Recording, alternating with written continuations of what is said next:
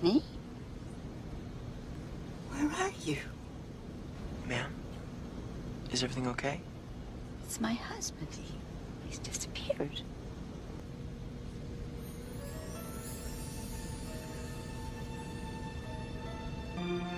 Honey, have you seen the kids? Super. Where are they? Where are my kids? My grandparents, I can't find them. They were sitting right here. Ray. Boy, that was perfect timing, huh? Ray, people are missing. Dozens of seats, empty. Patty, it's a big airplane. People are probably in the lab. I'm done. Driver. There's no driver in there. There.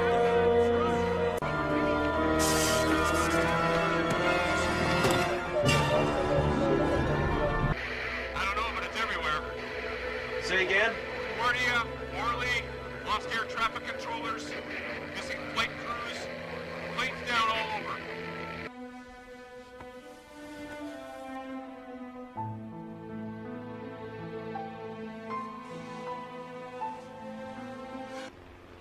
Maybe the common factor isn't in those who were taken. Maybe it's in those who were left behind.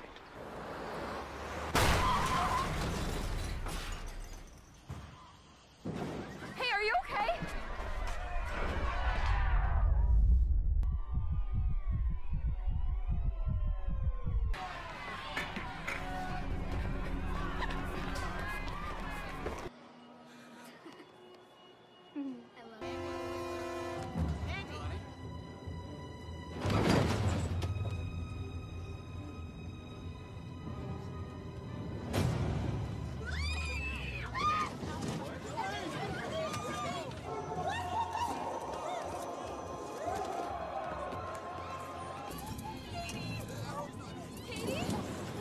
Please sit down. My daughter? Have you seen her? I don't know where she is.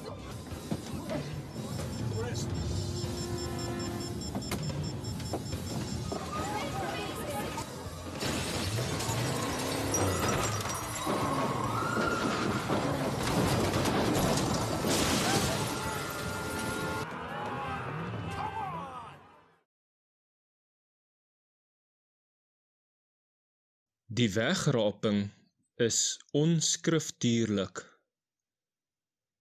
In hierdie studie gaan ons kyk na duidelike skriftuurlike bewyse dat daar nie 'n wegraping kan en sal wees nie.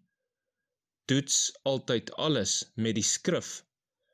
As iets nie ooreenstem met die skrif nie, verwerp dit en gooi dit van jou af weg. Sommige sê dat die wegraping deur hierdie een of daardie een lank gelede genoem is. Niks daarvan maak saak nie, aangesien mense steeds al eie teorieë het. Wat wel saak maak, is wat dit in die skrif sê. Jammer, maar geen wegraping in die skrif nie. Soek iemand wat nog nooit van die wegraping gehoor het nie. Wys vir hulle al die skrifte wat jy geleer is wat wegraping beteken. Met geen kommentaar van jou af nie, vra hulle wat hulle dink die skrif beteken. Jy kan dit op 'n gelowige of 'n nie-gelowige toets. Ek twyfel of hulle met die wegraping teorie vorendag sal kom. Die doel van hierdie studie is om seker te maak jy is nie een van die gelowiges wat betrokke is by die groot afvalligheid nie. Ek het eens op 'n tyd ook geglo in die wegraping. Toe vind ek hoofstuk 17 van Johannes. Ons meester, Yeshua die gesalfde een, is in die tuin van Getsemane kort voor sy dood, besig om die volgende te bid. Ek bid nie dat U hulle uit die wêreld wegneem nie, maar dat U hulle van die bose bewaar. Maar ek bid nie vir hulle alleen nie, maar ook vir die wat deur hulle woord in my sal glo. As Yeshua gevra het om ons nie uit te neem nie, gaan ons nie. Die wegraping teorie het niks met jou redding te doen nie. Ek herhaal dit weer. Die wegraping teorie het niks met jou redding te doen nie. Maak net seker dat jy gereed is om die meester Yeshua te ontmoet. Maak nie saak hoe of wanneer jy sterf nie. of wanneer Yeshua terugkeer na die aarde om sy koninkryk op te rig.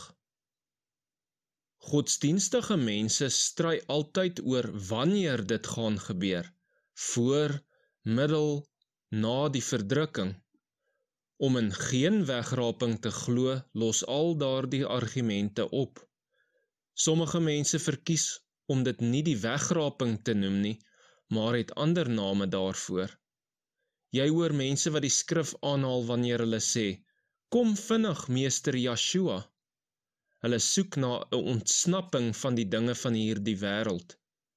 Wanneer dinge regtig sleg raak en daar geen wegraping is nie, sal baie hul rug op die meester Yeshua draai, omdat hulle nie voorbereid was nie.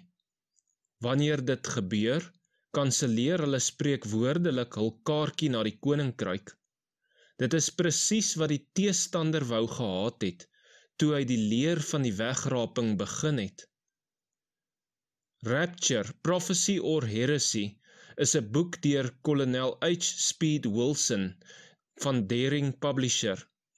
Sedert 1989 het hy 'n beloning van $10,000 aangebied aan enige iemand wat skriftuurlik kan bewys dat die afgesonderdes, die heiliges, uit die wêreld geneem word. Die volgende is geneem vanaf die agterblad van die boek en ek quoteer. Die wegraping teologie was een van die mees omstrede onderwerpe onder gelowiges sedert die vroeë 1800s tot vandag. Die mees algemene vrae in die gewilde boeke, pamflette en preke is, wanneer sal die wegraping plaasvind? Sal die wegraping voor verdrukking, met verdrukking of na verdrukking wees?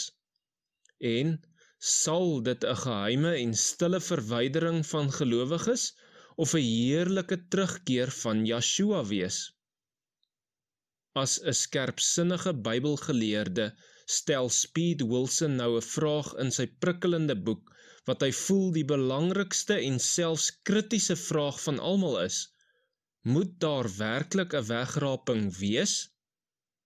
Onderwerpe in Speed se boek sluit in wegraping ondersteuningsargumente, oorsprong van wegraping, wat mag gebeur, wat ons moet doen, gevolge van die wegraping leerstelling en laastens jou $10,000 uitdaging. Speed bied hierdie $10,000 beloning aan enige iemand wat, nadat hy sy boek gelees het, na enige skrifgedeeltes kan verwys wat duidelik stel dat die afgesonderdes, die heiliges, regverdiges, gemeente, liggaam, bruid, koring ensovoorts uit die wêreld geneem word. Besonderhede oor hoe om hierdie beloning te ontvang word in die boek aangebied. Die uitgewer, Daring Books, sal 'n $1,000 beloning gee aan die boekwinkel wat die boek verkoop aan die persoon wat vir die $10,000 beloning kwalifiseer. Einde van quotering. Hierdie boek is in Junie 2010 opgedateer en word nou Rapture, A Dangerous Deception genoem. 261 bladsye sagte band, beskikbaar by Amazon.com en ander plekke. Wat as 'n ontsnappingswegraping nie 'n Bybelwaarheid is nie? Ons kan die waarheid verwerp, maar ons kan nie die gevolge van die verwerping van waarheid ontsnap nie. Majesteit Yahweh se woord is waarheid. Geskiedkundige agtergrond van die wegraping teorie. Daar bestaan 'n vroeëre rekord van die wegraping leerstelling as Margaret MacDonald en die Irvingiete sin. As jy die teenhervormingsbeweging van pauslike Rome in die 16de eeu sal nagaan, nadat Martin Luther op 31 Oktober 1517 sy 95 proefskrif aan die kerkdeur in Wittenberg vasgespyker het, sal jy vind dat Paus Leo X 3 Jesuit priesters gemagtig het om Daniël se 70 weke profesie te herinterpreteer, as ook die boek Openbaring en Esegiel. Die doel van hierdie Jesuïte was om die hitte van die hervorming vanaf die pausdom weg te neem. Francisco Ribera van Salamanca, Futurisme, Luis de Alcazar van Sevilla, Praeterisme en kardinaal Roberto Bellarmine het Ribera se denkrigting gevolg. Die wegrapingsleer van die futuriste het ontstaan en is in 1585 deur Francisco Ribera ingedien. Sy apokaliptiese kommentaar was op die groot punte van Babylon en anti-Messias wat ons nou die futuriste of wegrapingsleer noem. Ribera se gepubliseerde werk is genoem In Sacram Beati Ionis Apostoli, Evangelistate Apocalypsen Commentari, Lugdini 1593. Jy kan steeds hierdie geskrifte in die Bodleian Biblioteek in Oxford, Engeland vind. Ek het nie die tyd of ruimte om in besonderhede hierop in te gaan nie, maar dit is nou genoeg dat Ribera se futuristiese interpretasie nie net die protestantse kerk geruk het nie, maar ook die katholieke kerk, sodat die paus beveel het dat dit buite sig in die argiewe begrawe word.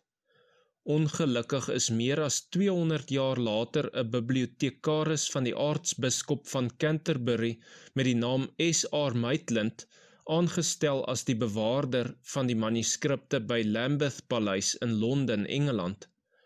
In sy pligte het Dr. Maitland op Francisco Ribera se futuriste of wegraping leerstelling afgekom en hy het dit vroeg in 1826 terwille van belangstelling laat herpubliseer met opvolgings in 1829 en 1830. Dit is aangespoor saam met die Oxford traktate wat in 1833 gepubliseer is, om die kerk van Engeland te probeer deprotestantiseer. John Nelson Darby, 'n leier van die Plymouth Brothers, het 'n volgeling van S.R. Maitland se profetiese pogings geword en was oortuig.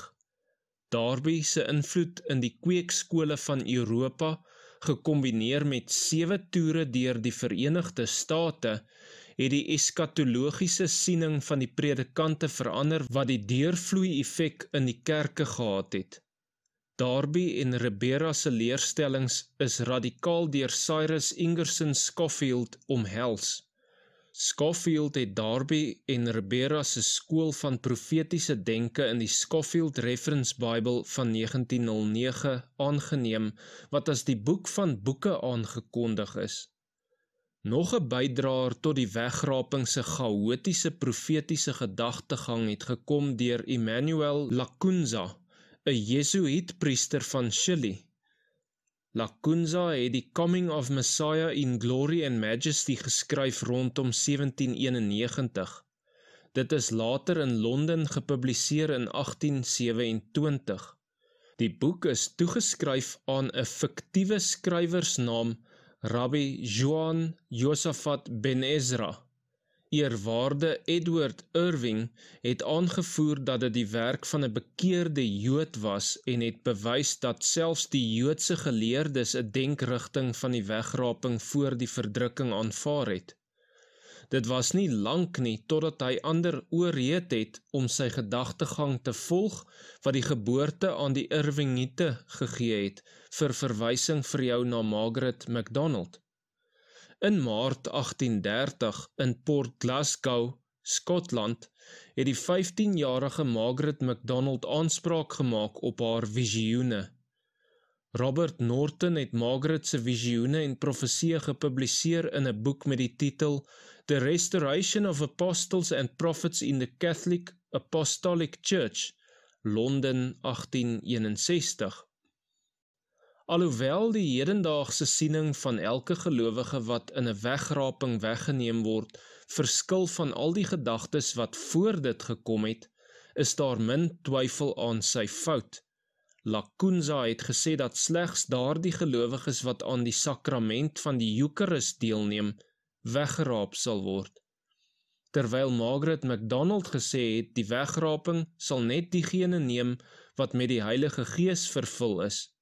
En Norton het beweer dat slegs diegene wat deur die oplegging van hande met die Heilige Gees verseël is, weggeraap sou word. Verwarring het beslis ontstaan. John Darby, 'n geordende diaken in die kerk van Engeland, was bekend met Edward Irving en het Margaret MacDonald besoek gedurende die tyd van haar visioene. Gekombineer met die kennis wat hy by S.R. Maitland en Ribera se leerstellings en die nuwe stoot van Irving en MacDonald en Lacunza se leerstellings, het Darby die wegrapingsteorie gebruik om 'n skoon wegbreek van die lustelose kerk van Engeland te bring. Ribera en Lacunza se leringe vind 'n ontmoetingspunt in John Nelson Darby. Die uitwerking van hierdie beweerde leuen teen die waarheid is vandag steeds oorheersend in Christelike kerke wêreldwyd. Al skyn die lig steeds deur individue soos ek en jy, glo ons bo alle twyfel dat die waarheid sal seëvier en hierdie walglike futuriste dwaalleer vir eens en vir altyd neergewerp en weerlê sal word. Eindig eindtyd verwarring. Die skrif sê vir ons, Elohim is nie 'n Elohim van wanorde nie, sien 1 Korintiërs 14 vers 33. Maar wanneer dit by behoorlike eindtyd rigting kom, straal die kerke byna universeel die gees van verwarring uit. Hardnekkige pastore van kerke wat weier om hierdie bedrog teen die afgesonderdes te erken en dit reg te stel, moet die ondersteuning van die afgesonderdes geweier word. Iemand wat wys was, het eens goed gesê en ek quoteer: As ons nie weet waarheen ons op pad is nie, sal ons waarskynlik nie daar kom nie. So is dit vandag in die afwesigheid van praktiese, gesonde verstandonderrig vir afgesonderdes om hulle self en toekomstige gelowiges te lei na die wederkoms van ons meester Yeshua. As 'n beginpunt waar die Satan blykbaar misleiding ingestel het om die kerke te verswak en te verwar, kon ons na 'n Jesuïte priester met die naam Emmanuel Lacunza kyk. Lacunza se 1790 boek getiteld The Coming of Messiah in Glory and Majesty is in die vroeë 1800s in baie tale gepubliseer. Eerwaarde Edward Irving, 'n predikant van die kerk van Skotland, het die boek in Engels vertaal en dit is in 1826 gepubliseer.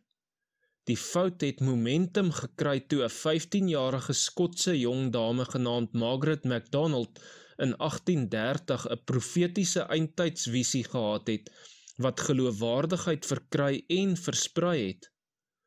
Nog 'n verdagte leraar was J.N. Darby van Engeland. 'n Student van Darby was Cyrus I. Scofield, 'n suksesvolle Amerikaanse prokureur. Scofield het wyd verspreide Bybelverwysingsnotas in 1909 gepubliseer. Van hierdie begin af was die foute wyd as evangelie aanvaar.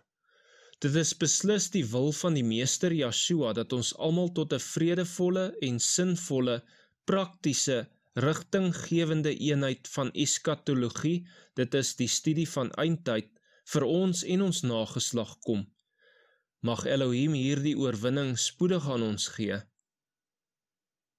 Wie word weggeneem en wie bly agter? Matteus 24 vers 37 tot 41. En net soos die dae van Noag was, so sal ook die koms van die seun van Adam wees. Want net soos hulle was in die dae voor die sondvloed, toe hulle geëet en gedrink het, getrou en in die huwelik uitgegee het, tot op die dag dat Noag in die ark gegaan het, en dit nie verstaan het voordat die sondvloed gekom en almal weggevoer het nie, so sal ook die koms van die seun van Adam wees. Dan sal daar 2 op die land wees. Die afvallige een word aangeneem en die ander word verlaat. 2 vroue sal by die meel maal, Die afvallige een word aangeneem en die ander word verlaat. En die beklemtonings is myne hier. Ons lees verder in Lukas 17 vers 26 en 27 en dan verse 34 tot 36 as volg. En soos dit gebeur het in die dae van Noag, so sal dit ook wees in die dae van die seun van Adam. Hulle, dit is die afvalliges, het geëet en gedrink. Hulle, die afvalliges, het getrou en is in die huwelik gegee tot op die dag dat Noag in die ark ingegaan het en die sondvloed gekom en almal vernietig het. Ek sê vir julle, in daardie nag sal daar 2 op 1 bed wees. Die afvallige een sal aangeneem en die ander verlaat word. 2 vroue sal saam maal, die afvallige een sal aangeneem en die ander verlaat word. 2 sal op die land wees, die afvallige een sal aangeneem en die ander verlaat word. En weer eens is die beklemtonings myne. En u sal sien hoekom ek hier die beklemtonings maak en hoekom ek daar die afvallige beklemtoon. Wegraping aanhangers dink hulle sal die een wees wat weggeneem word of soos die skrif hierbo gesê het, aangeneem word. As jy dink jy sal weggeraap word, kom ons kyk eers wat Joshua sê met jou sal gebeur. Lukas 17 vers 37 En hulle antwoord en sê vir hom, waar, meester? En hy sê vir hulle, waar die liggaam lê, daar sal die aasvoël saamkom. Ons vind 'n bevestiging van die feit dat die afvalliges, oftewel wetsoortreders, weggeraap gaan word in Sefanja 1 vers 2 tot 3. Saamskraap, wegraap sal ek alles van die aardbodem af, sê Yahweh. Ek sal wegraap mense en diere. Ek sal wegraap die voëls van die hemel en die visse van die see, en die struikelblokke saam met die afvallige, ja, ek sal die mense uitroei van die aardbodem af weg, sê Yahweh. 2 Petrus 2 vers 5 En Elohim het die ou wêreld nie gespaar nie, maar Noag, die prediker van geregtigheid, met 7 ander bewaar het, toe hy die sondvloed oor die wêreld van afvallige mense gebring het. Matteus 13 vers 24 tot 30 'n ander gelykenis het hy hulle voorgehou en gesê, die koninkryk van die hemele is soos 'n man wat goeie saad in sy land gesaai het. Maar terwyl die mense slaap, het sy vyand gekom en onkruid onder die koring gesaai en weggegaan. En toe die spruitjies opgeskiet en vrug gevorm het, toe verskyn die onkruid ook. En die diensknegte van die huisheer het gekom en vir hom gesê, Meneer, het u dan nie goeie saad in u land gesaai nie? Waar kry dit dan die onkruid vandaan? En hy antwoord hulle, 'n vyandige mens het dit gedoen. Toe sê die diensknegte vir hom, wil u dan hê dat ons dit moet gaan bymekaar maak? Maar hy antwoord, nee, dat julle nie miskien, as julle die onkruid bymekaar maak, die koring daarmee saam uittrek nie. Laat albei saam groei tot die oes toe, en in die oestyd sal ek vir die maaiers sê, maak eers die onkruid bymekaar en bind dit in bondels om dit te verbrand, maar bring die koring bymekaar in my skuur. Broers en susters, mede-volksgenote, ons leer sover die goddeloses, die wetsoortreders, die afvalliges, word weer eens vernietig. Ons lees voort, Matteus 13 vers 47 tot 50. Verder is die koninkryk van die hemele soos 'n net wat in die see gegooi word en van elke soort bymekaar bring. En as dit vol geword het, trek hulle dit op die strand uit en gaan sit en maak die goeies in bakke bymekaar. Maar gooi die slegtes weg. So sal dit wees in die volëinding van die wêreld. Die boodskappers of engele sal uitgaan en die slegte mense onder die regverdiges uit afskei en hulle in die vuuroond gooi. Daar sal geween wees en geknars van die tande. Begin jy die prentjie sien? Weereens bly die goeies oor of agter en die slegtes word weggegooi of aangeneem en verwyder. Die goddeloses word weggeneem en vernietig onder die regverdiges uit. Laasgenoemdes, naamlik die regverdiges, bly op die aarde oor, nadat die goddeloses eers weggevat is en vernietig is. Maar ons lees voort, 1 Tessalonisense 5 vers 3, want wanneer hulle, dit is die afvalliges, sê, vrede en veiligheid, dan oorval 'n skielike verderf hulle soos die barensnood 'n swanger vrou, en hulle sal sekerlik nie ontvlug nie. Matteus 24 vers 21 tot 22, want dan sal daar groot verdrukking wees, soos daar van die begin van die wêreld af tot nou toe nie gewees het, en ook nooit sal wees nie. En as daardie dae nie verkort was nie, sou geen vlees gered word nie. Maar ter wille van die uitverkorenes sal daardie dae verkort word. Nou is daar 'n vraag wat opduik. Hoe kan daar die uitverkorenes wees in hierdie tyd as hulle in die wegraping weggeneem is?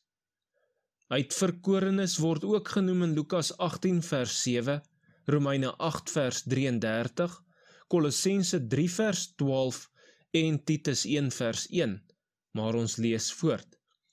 Spreuke 2 vers 21 tot 22, want die regverdiges sal die land bewoon, en die opregtes daarin oorbly, maar die afvalliges sal uit die land uitgeroei, en die ontroues sal daaruit weggeruk word. Psalm 145 vers 20, Jahwe bewaar almal wat hom liefhet, maar hy vernietig al die afvalliges. Spreuke 10 vers 30, die regverdige sal vir ewig nie wankel nie, maar die afvallige sal in die land nie bly woon nie. Spreuke 11 vers 31, as die regverdige op aarde vergelding ontvang, hoeveel te meer die afvallige en die sondaar. Psalm 119 vers 119, U ruim al die afvalliges van die aarde weg soos skuim, daarom het ek U getuienisse lief. Jesaja 5 vers 24, daarom, soos die vuurtong stoppels verteer en droë gras in die vlam in mekaar sak, so sal hulle wortel soos poeier word en hulle uitspruitsel soos stof opstuiwe, omdat hulle die wet, die Torah van Jahwe van die leerskare verwerp het en die woord van die afgesonderde van Israel verag het. Jesaja 29 vers 5, maar die skare van jou vyande sal word soos dun stof, en die skare van die tiranne soos kaf wat wegwaai, en dit sal heeltemal onverwags gebeur. Job 21 vers 18, word hulle, die afvalliges, soos strooi voor die wind, en soos kaf wat die stormwind wegvoer? Job 38 vers 13, om die some van die aarde aan te gryp, sodat die afvallige daarvan afgeskit word. Maleagi 4 vers 1, want kyk, die dag kom en dit brand soos 'n oond, dan sal al die vermeteles en almal wat afvalligheid bedrywe, 'n stoppel wees, en die dag wat kom sal hulle aan die brand steek, sê Jahwe van die leerskare, sodat dit vir hulle geen wortel of tak sal oorlaat nie. Psalm 37 vers 29, die regverdiges sal die aarde besit en vir ewig daarop woon. Psalm 37 vers 9 tot 11, want die kwaaddoeners sal uitgeroei word, maar die wat Jahwe verwag, hulle sal die aarde besit. En nog 'n klein rukkie, en die afvallige sal daar nie wees nie. Ja, jy sal ag gee op sy plek, maar hy sal daar nie wees nie. Die ootmoediges daarenteen sal die aarde besit, en hulle verlustig oor groot vrede. Jesaja 13 vers 9, kyk, die dag van Jahwe kom, verskriklik, met gramskap en gloeiende toren, om die aarde 'n wildernis te maak en sy sondaars daaruit te vernietig. Psalm 104 vers 35. Mag die sondaars omkom van die aarde en die afvallige mense nie meer wees nie. Loof Jahwe, o my siel, halleluja. Psalm 52 vers 5. So sal El jou, die afvallige, dan ook vir ewig omverwerp, jou wegruk en jou uit die tent uitsleep. Ja, hy sal jou ontwortel uit die land van die lewendes. Selah.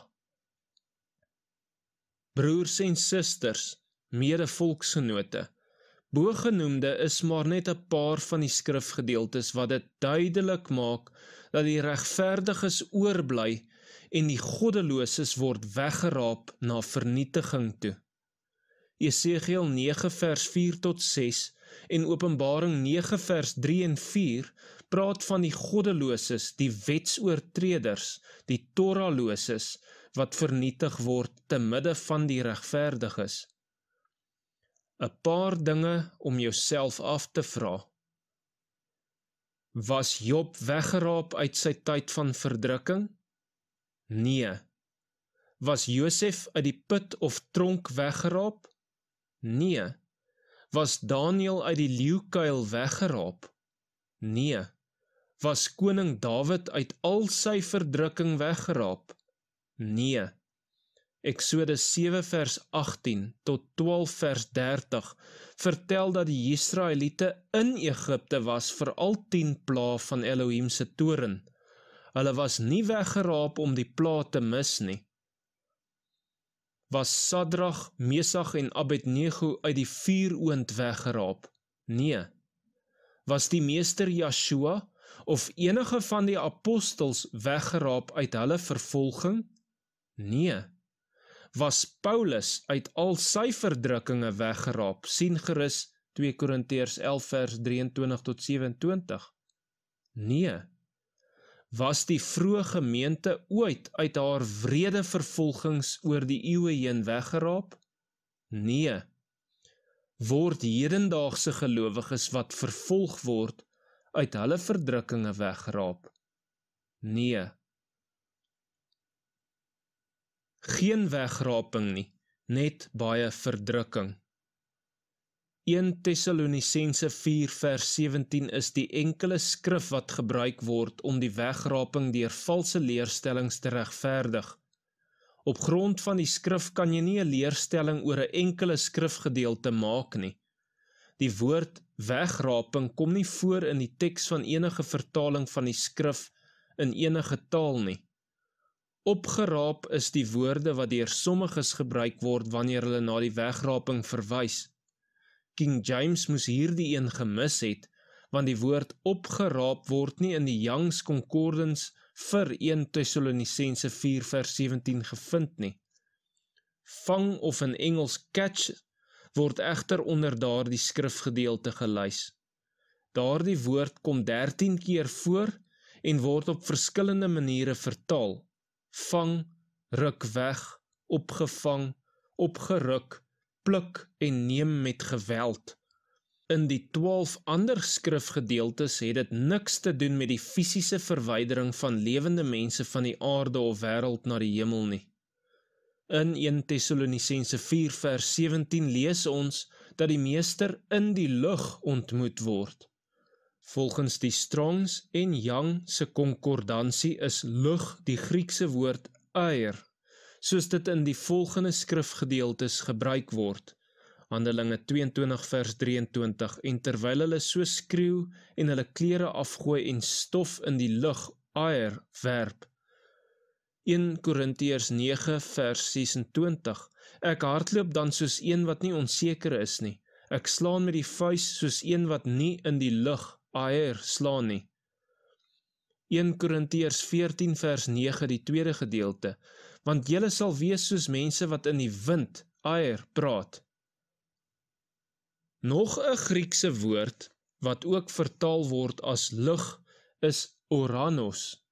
Daardie vertaling word gevind in Matteus 6 vers 26, Matteus 8 vers 20, Matteus 13 vers 32, Markus 4 vers 4 en 32, Lukas 8 vers 5, Lukas 9 vers 58, Lukas 13 vers 19 en Handelinge 10 vers 12 en 11 vers 6. Elkeen van hierdie skrifgedeeltes verwys na die voëls van die lug, Oranos. Gryp 'n handvol grond en gooi dit in die lug. Dit is omtrent waar jy sou hang as daar 'n wegraping sou wees, gebaseer op die aangetekende betekenis van die woord lug. Volgende het ons die frase met hulle in die wolke. As jy na buite kyk, kan jy die wolke ver daarbo sien. Maar, is dit wat die skrif bedoel? Geensins. In die volgende skrifgedeeltes het die wolk af na die aarde gekom, Matteus 17 vers 5, Markus 9 vers 7 en Lukas 9 vers 34. In 1 Korintiërs 10 vers 1 tot 2 was hulle onder die wolk en is in die wolk gedoop. Hebreërs 11 vers 36 tot 12 vers 2 praat van so groot wolk van getuies. Dan lees ons in Johannes 16 vers 33, dit het ek vir julle gesê, dat julle in my vrede kan hê. In die wêreld sal julle verdrukking hê, maar hou goeie moed, ek het die wêreld oorwin. Met al die bogenoemde, laat ons 1 Tessalonisense 4 vers 13 tot 18 lees, met 'n baie meer akkurate en duideliker begrip van die woorde en terme wat daarin gebruik word. Ons lees saam, maar broers, ek wil nie hê dat julle onkundig moet wees met betrekking tot die ontslapenis nie, dit is nou die wat gesterf het, sodat julle nie treur soos die ander wat geen hoop het nie. Want as ons glo dat Yeshua gesterwe en opgestaan het, dan sal Elohim ook so die wat in Yeshua ontslaap het, saam met hom bring. Want dit sê ons vir julle deur die woord van die Meester, dat ons wat in die lewe oorbly tot by die wederkoms van die Meester, die ontslapenis hoegenaamd nie sal voorwees nie. Want die Meester self sal van die hemel neerdal met 'n geroep, met die stem van 'n aartsengel en met geklank van die basuin van Elohim, en die wat in die Messias gesterf het, sal eerste opstaan. Daarna sal ons wat in die lewe oorbly, saam met hulle in wolke weggevoer word, die Meester tegemoet in die lig aer, en so sal ons altyd by die Meester wees. Bemoedig mekaar dan met hierdie woorde. Let op, Yeshua het van die hemel neergedaal voordat ons na hom weggeruk is, net soos die nuwe Jerusalem afkom om by ons te woon, volgens Openbaring 21 vers 2. Dit is 'n feit dat geen Christelike kerke, gemeentes of samesyne wat voor 1830 bestaan het, 'n wegrapingsleerstelling verkondig het nie. En almal het die skriftuurlike waarheid aanvaar dat gelowiges op aarde sou wees gedurende die tyd van groot verdrukking. Voor 1830 is die enkele wegrapingsskrifgedeelte van 1 Tessalonisense 4 vers 13 tot 18 as opstandingsverse aanvaar. Die Scofield Bybel en die Dykes Bybel was die eerstes wat voetnotas oor die wegraping gedra het. Dit is alles slegte geskiedenis van daar af. Onthou dat die moderne wegraping teorie in 1830 begin is deur 'n 15-jarige katholieke meisie in Engeland met die naam Margaret MacDonald, wat 'n visioen gehad het. Die volgende word aangehaal uit 'n boek deur Dave McPherson, 'n historikus, genaamd The Rapture Plot, en ek quoteer, "What generally hasn't been known about Margaret is the extent to which she was open to the world of the occult, definition, secret or hidden knowledge of supernatural phenomena. Take the word rapture. Many still don't know that this word body lifting sense had been used for centuries by medieval mystics to describe their own levitation a few inches or even several feet above the floor or ground. Such raptures were often condemned by Catholic leaders, and Robert Norton, the pre-trib Origin chronicler, revealed the following about Margaret and one of her friends. I have seen both her and Miss Margaret MacDonald stand like statues, scarcely touching the ground, evidently supernaturally. Yeshua het ons in die gelykenis van die koring en onkruid geleer dat gelowiges en ongelowiges saam sal lewe tot aan die einde van die wêreld. Vir meer besonderhede oor die koring en die drabok of onkruid, sien gerus die studie wat beskikbaar is.